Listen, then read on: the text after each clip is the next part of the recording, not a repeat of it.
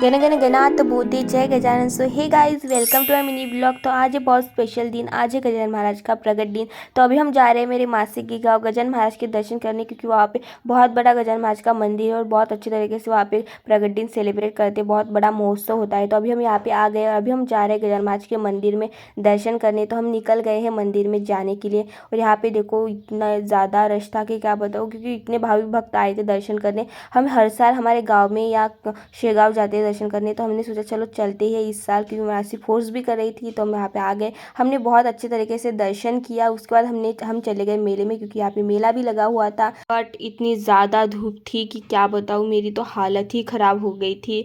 मेले में घूमना मुझे बहुत अच्छा लगता है, बट मैं वहाँ पे मेरा पेट दुख रहा था, मुझे चक्कर जैसा हो रहा था, क्योंकि इतनी ज़्यादा धूप थी कि मेरी हालत ही ख़राब हो गई थी। उसके बाद फिर हमने थोड़ी शॉपिंग की और मुझे दिखा गोले वाला, और मेरा मन भी कर रहा था कुछ ठंडा खाने का या पीने का।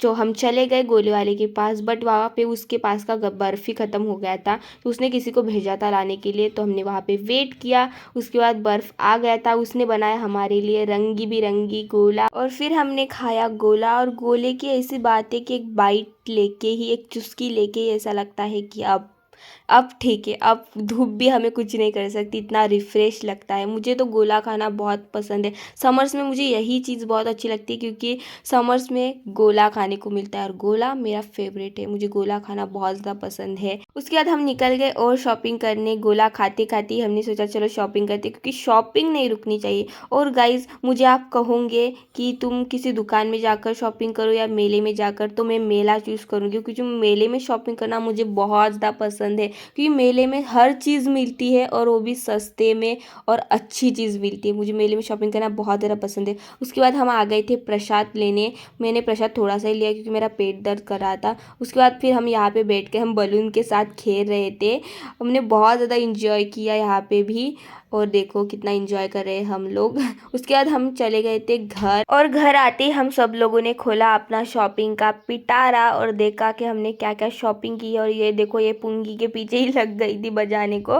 उसके बाद हम तीनों ने एक जैसी बॉटल ली थी, सिर्फ कलर अलग था। उसके बाद धूप कम होती हम फिर से चले गए मेले में, क्योंकि हम झूले में बैठे ही नहीं थे।